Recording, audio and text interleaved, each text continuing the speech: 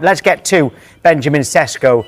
As we said, this one really has gathered pace over the last 48 hours or so. Daniel Kahn is waiting to speak to us in Manchester. Right, Dan, it does look like Sesko is heading your way. Sesko's preference has always been a move to Old Trafford, and it seems United felt the same because they then entered the race initially with a bid of £65 million initial with some add-ons attached to that. But our colleagues in Sky Germany have reported since this morning that United have upped that offer closer to that £70 million mark, and Manchester United I should say, are now in advanced talks with RB Leipzig. We're finalising a move for Benjamin Sesko, and I mean, you have to really admire United's strategy in this negotiation. If they are able to get the deal over the line, they clearly had belief that Sesko wanted the move to Old Trafford, and it seems that they could be getting their third major signing of the window despite not having any European football in the upcoming season. It looks like they are getting closer to edging another forward signing over the line. It does sound like a fairly obvious question with a player as good as Benjamin Sesko, but is this exactly the type of player that Manchester United need? Look, I think you have to start off by saying with Sesko that you are still buying a 22-year-old who still has a ceiling to reach, Tom. But what I think you can consider is this is a striker that Manchester United have known about and been scouting since he was 16 years old and signed for Red Bull Salzburg, and they've been aware of him ever since. And although he maybe didn't feel that when he was younger a move to the Premier League would be right, feels like now at 22 years old, 21 goals scored in all competitions last year, that now seems the right time to make that step up to one of the best leagues in the world, of course. And I think for what Manchester United could be getting in him is a striker who offers not just goals of all sorts of variety, left foot, right foot, in the box, out of the box, also very good aerially. But what I was very impressed about at Leipzig last year was just his set-up play, especially in the box. When you have the likes of Brian Mbeumo and Matheus Cunha, Ahmad as well, who can all play off of him potentially, I think that attack looks much more potent in that sense. But what we'll have to consider is what it means for the likes of Rasmus Højlund and his future as well. Well, that's exactly what I'm going to ask. If Sesko does come in, which looks more and more likely, where does that leave Højlund?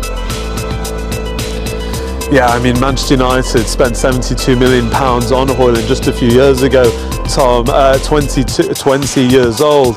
And although we understand United may consider appropriate offers for Højlund has come out in pre-season, been adamant he wants to fight for his place. The only thing I would say about Højlund is that, when you consider the team he came into just a few years ago when he made his debut against Brighton, it was a very, very different team that didn't have any sort of the attacking options United now have at their disposal.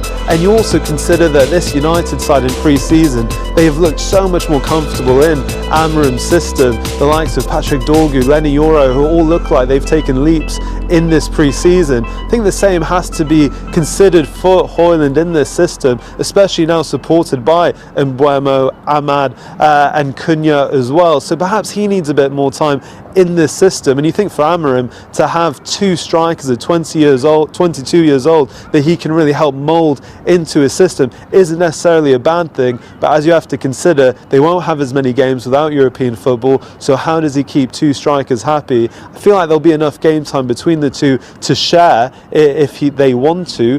But we'll have to see what United do, because before this deadline closes, it really will be on sales now going into the final few weeks in terms of the likes of Alejandro Garnacho, Anthony, Tyrell Malacia, all looking to get off the books at United. They aren't training as part of the main squad at the moment, so still a bit of business for the likes of Jason Wilcox, Christopher Val to get through with their recruitment team. But for now, it looks like United are getting another signing over the line in Sesko and just showing perhaps the attraction power that they still maintain despite where they finished last season and despite not having Champions League football. Old Trafford or St James Park? That is the question facing Benjamin Sesko right now. With just under 4 weeks of the summer transfer window remaining, the RB Leipzig striker finds himself at the centre of a transfer tug-of-war between Manchester United and Newcastle United. Both clubs are determined to strengthen their respective forward lines ahead of the September 1st deadline, and Sesko has emerged as a leading target for the pair of them. After finishing last season's Premier League campaign with a negative goal difference of -10, United have prioritised attacking signings this summer. They have brought in Matheus Cunha and Bryan Mbeumo from Wolves and Brentford respectively, but they are still missing the most important piece of the jigsaw in the form of a recognised centre-forward. Rasmus Højlund, who United are open to selling for £30 million, regressed last season, scoring just 10 goals in all competitions. Fellow attacker Joshua Zirkzee, who arrived from Bologna last summer, scored 7 goals and is not a centre-forward. After missing out on Liam Delap in early June, United have since been chasing shadows in their striker search. However, it was never unrealistic to suggest sourcing their most important signing could take the most amount of time. Right now, Sesko occupies top spot on United's wish list.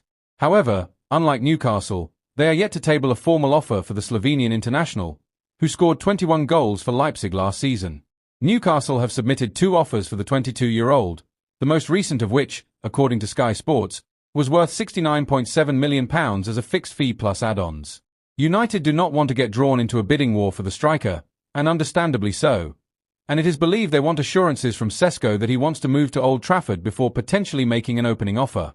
Despite already spending more than £130 million this summer, United are confident of financing a deal for Sesko before overseeing sales. United expect to save £14 million this season on Marcus Rashford's wages. They have banked £5 million from Chelsea's decision not to sign Jadon Sancho permanently and have raised £20.7 million from sell-on clauses inserted in previous sales. In a better financial position than what was originally anticipated at the start of the window, United have resources available to them to sign Sesko. But is he worth the fee Leipzig are demanding? As with any transfer pursuit, United's interest in Sesko has split opinion. Many recognise his high ceiling and potential, and also acknowledge his respectable goal-scoring record in Germany and Austria. But can United afford to take such a big risk at this moment in time?